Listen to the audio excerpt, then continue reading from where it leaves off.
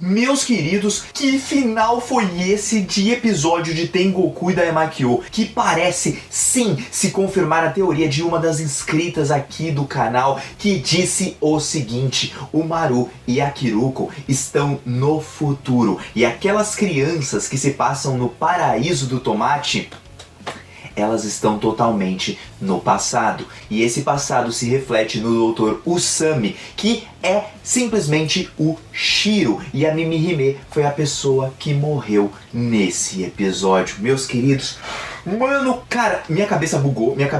Eu lembrei na hora da teoria da Jenny. Parabéns, Jenny, você pegou no talo. Porque embora a Miruka, né, a pessoa que tava ali andando junto com o Maru, disse para eles encontrarem aquele tal de paraíso dos tomates, me parece que eles estão no futuro realmente, depois de dar aquela cagada naquele local onde eles criavam essas crianças poderosas. Gente, vem aqui pra esse vídeo, vem aqui com o Mano Joe, vamos conferir mais esse episódio pra gente teorizar ainda mais e eu falar pra vocês todas as evidências que nos mostram que sim, aquelas pessoas que estavam ali, o Usami e aquela tal de Roshi, são a Mimihime e também o Shiro, aquele rapazinho do cabelo de cogumelo e cinza. E aí galera do canal do Mano Joe, como vocês estão? Espero que todos estejam muito bem. E hoje para mais um vídeo de Tengoku Daimakyo. Muito obrigado a todos que estão deixando aquele famoso like, para todo mundo que tá se inscrevendo, compartilhando e comentando. Eu já tô falando rápido assim porque eu quero ir direto pro episódio, por isso que eu já tô agradecendo todo mundo aí e vamos direto pra esse episódio. Porque é o seguinte, gente, vai ter a explicação do porquê e como aparentemente os Hirukos nascem. E bom, como que eles nascem? Eles nascem dos humanos. Por exemplo, vocês se lembram dos últimos episódios, quando aquele garoto acaba morrendo e sai um bichinho estranho dele? Bom, aquele bichinho já era uma doença que gerava através daqueles experimentos daquelas pessoas, e depois desses experimentos, quando a pessoa morria, se ela não morria com o Hiruko lá dentro, ela poderia se transformar em um monstro. E é isso que vai fazer com que crie aqueles monstros, aqueles comedores de homens. Porque então, o Maru e a Kiruko, eles estão andando ali com o Dr. Usami. E aí ele pede para que matem ali aquela pessoa que ele está cuidando há tanto tempo. E olha só o detalhe, os olhos dos dois eram bem parecidos, e é confirmado pra gente nesse episódio que quem deu aquele olho para ela continuar vivendo e pelo menos vendo alguma coisa foi o Dr. Usami, por isso que ele não tem um olho ali. E aí eu fiz as ligações e eu pensei, pô, então eles são irmãos de alguma forma, mas a sobrancelha dela me dizia outra coisa, me dizia que parecia muito a Mimihime. E aí eu comecei a ligar os pontos, ó, o cara tem cabelo branco, o olho dele é igual ao do Shiro, que era criança e tudo, ele gosta de mexer em coisas mecânicas e tal, ele não é médico.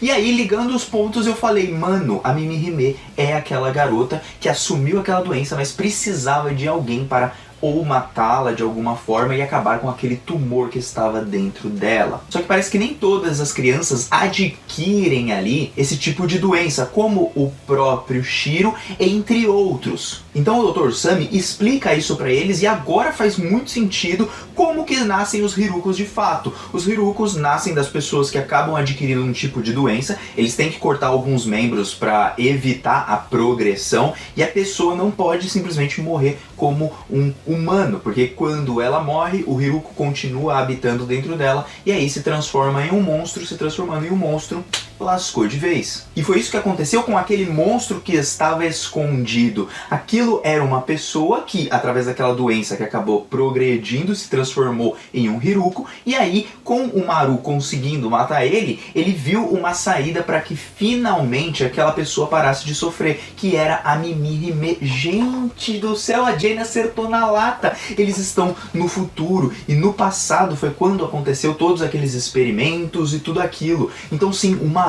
deve ser filho da Tóquio com o Kota. Mano, minha cabeça tá brilhando, tá explodindo, velho. E se pá, eu digo mais, a Tóquio ainda tá viva, e por ela estar viva é que no paraíso dos tomates o Maru pode encontrar uma pessoa parecida com ele. Não necessariamente parecida agora como uma adolescente, mas sim parecida de aparência. E aí eu trago mais uma teoria aqui pra vocês, nossa, explodir, terminar de explodir a mente. Porque graças a Brenda, que é uma das inscritas aqui também, ela disse assim que talvez aqueles robôs tenham feito de propósito para que a Tóquio tivesse um filho com o Kota e ela que tá ocultando ali nas câmeras. Então sim, as máquinas realmente estão contra a humanidade, entre aspas. Aquela máquina gigantona que conversa com a diretora tá lascando com a humanidade sem eles mesmos perceberem. Por isso que eu falo, gente, vocês são demais nesses comentários. E bom,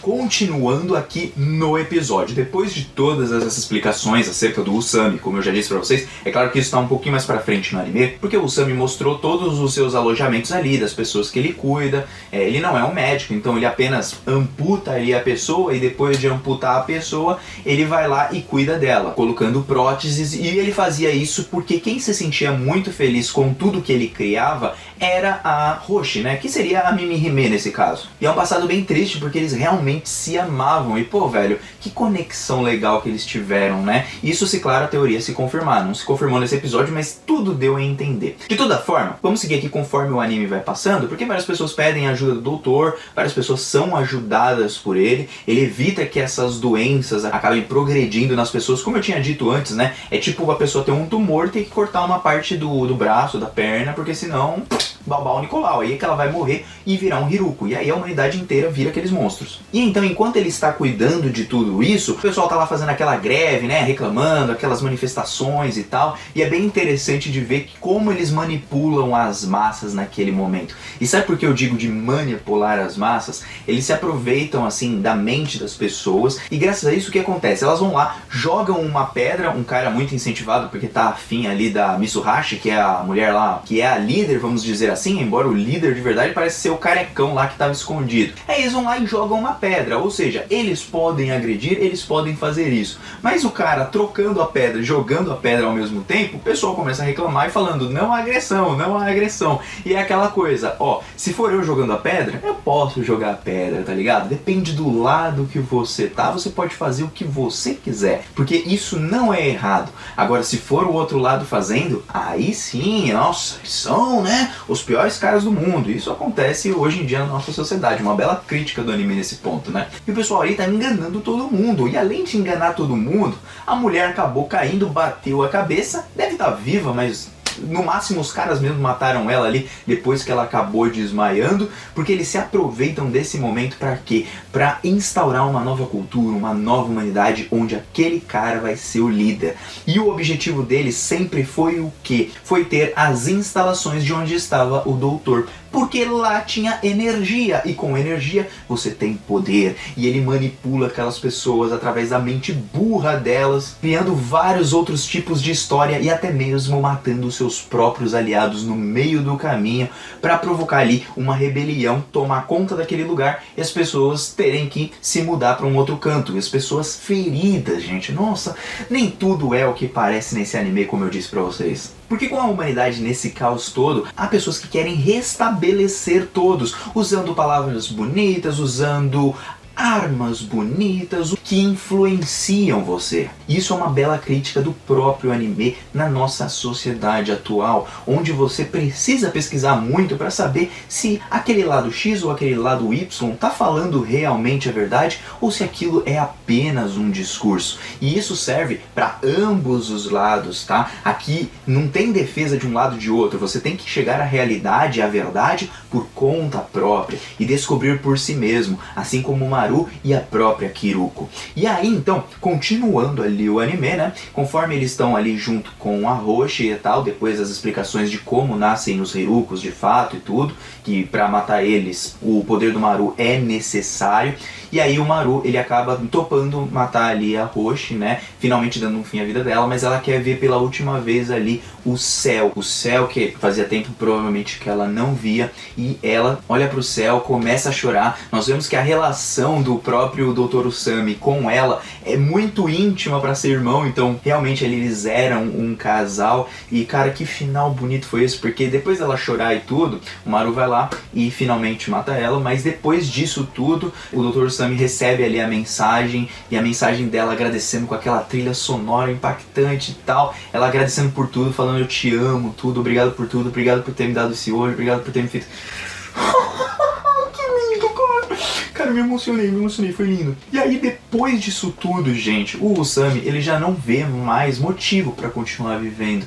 Então, o que ele vai fazer? Ele simplesmente vai dar um fim à sua própria vida, o que vai fazer com que o próprio Maru se sinta culpado, porque aquele poder, agora que ele descobriu que os Hirukus são humanos, foram humanos antes, né? Olha só o que acontece. Ele acha que aquele poder que ele tem é só para matar as pessoas e ele não tá salvando ninguém. E nisso ele se sente culpado, mas a Kiruko coloca na cabeça dele que ao salvar as pessoas dos Kirukus, elas estão sobrevivendo. Então ele é necessário para isso, mesmo que essa seja a única maneira de lidar com tudo. E olha só, a Totori, olha só quem é a Totori. A Totori, aquela personagem lá que queria ser rainha dos hotéis, ela tem essa doença. E essa doença vai progredir a ponto dela se tornar Hiruko. O filho daquela mulher que vendia os tomates, esse tipo de coisa, olha só, gente, ele deve realmente ter aquela doença e aí ele acabou se tornando em Hiruko. Por isso que a mãe dele queria proteger ele lá no começo. E todas essas pessoas estão ligadas com as famílias que tinham ali ou que se formaram a partir daquelas crianças que viviam no orfanato.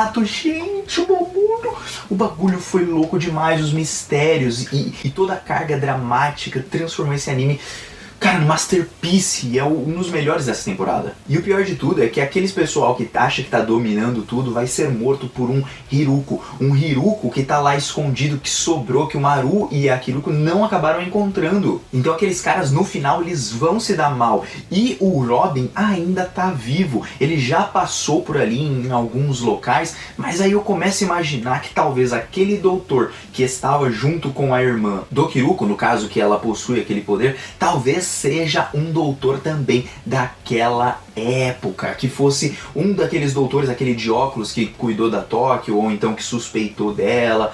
Cara, isso é muito interessante, porque chegando mais pra frente, a Kiruko quer encontrar o Robin. E olha só, no final mostra a Mimihime conversando com a Tóquio, falando que ela teve um sonho muito bom ali, que ela nem lembra mais, e que ela se encontrou com alguém e deu as mãos. Significando que sim, o próprio Usami e também a Mimihime eram as mesmas pessoas, eram aquelas crianças que conseguiram sobreviver depois daquele caos todo que se formou no Paraíso dos Tomates. E aí eu penso, olha só, a Mimihime, os pressentimentos dela nada mais, nada menos são do que viagens para o futuro, ou seja, ela tem a noção das coisas que acontecem no futuro, e duas pessoas, uma inclusive que ajuda muito ela em seus sonhos é o Maru. E por que o Maru? Porque o Maru é filho da Tóquio realmente, mano, que é isso?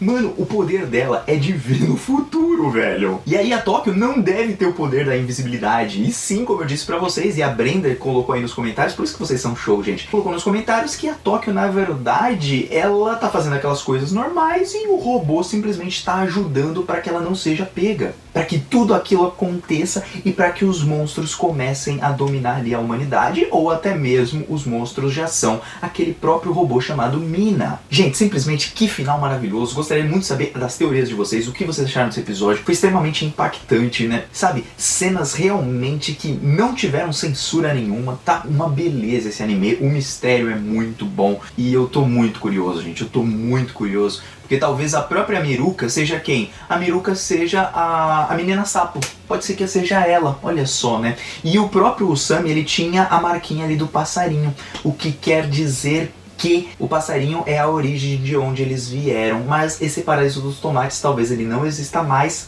só que lá eles encontrarão a resposta para lidar com todo esse problema que a humanidade sofre agora. A calamidade aconteceu porque aquelas pessoas fizeram os experimentos, explodiu lá, estourou como uma bomba e aconteceu tudo isso. E que encerramento da Mimihime com o menininho que eu tô... Mano, são eles, é óbvio que são eles. Simplesmente muito lindo. Nossa, cara, esse anime é muito bom. Comenta aí o que vocês acharam. Eu agradeço a todo mundo que compareceu no vídeo até aqui. Até uma próxima. Fui, valeu.